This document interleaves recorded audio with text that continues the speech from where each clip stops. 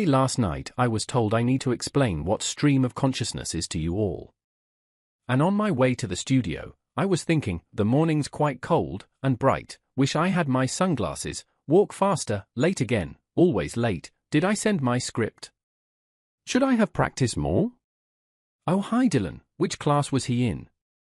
Shoes untied, ooh colors, trees red orange bright, faster, late late late, so bright. Hey, hold on, what the heck is stream of consciousness? Oh yes, let's get to that.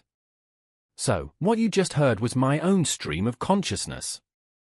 Let's dive into what this means in writing. Oh.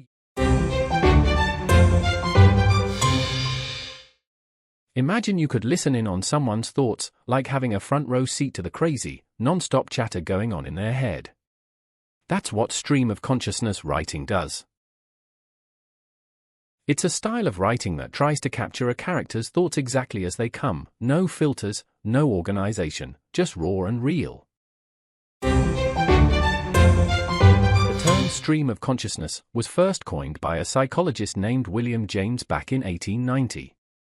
He used it in his book The Principles of Psychology to describe how our thoughts flow like a river. Fast forward to the 20th century, writers started using this technique to show the full range of a character's mind, beyond just their logical thoughts.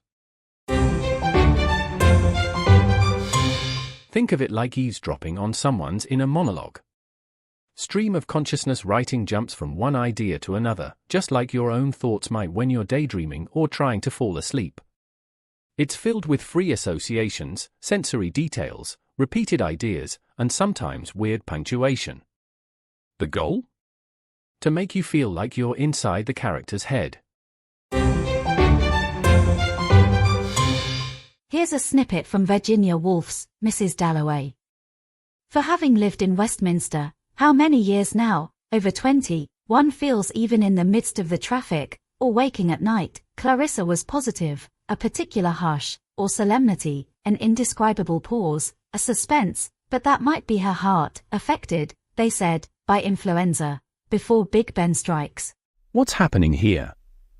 We're peeking into Clarissa Dalloway's thoughts about living in Westminster.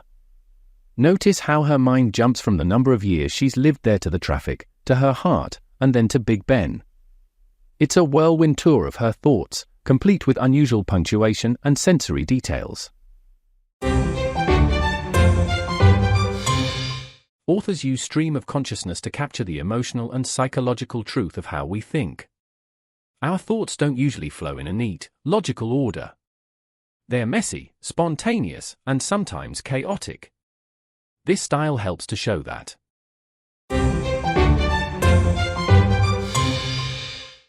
Virginia Woolf wasn't the only one who loved this technique. James Joyce, William Faulkner, and Marcel Proust are also famous for it. They wrote in the 1920s and 30s, but the style didn't end there. More recent authors like Ken Kesey, Sylvia Plath, Irvine Welsh, George Saunders, and Jonathan Safran Foer have also used stream of consciousness in their writing. Thank you for watching. We hope this video has given you a deeper understanding of stream of consciousness. If you enjoyed this exploration, please like and subscribe. It only takes a click for you, but it means a lot to us. It motivates us to keep creating valuable content for you. Stay curious.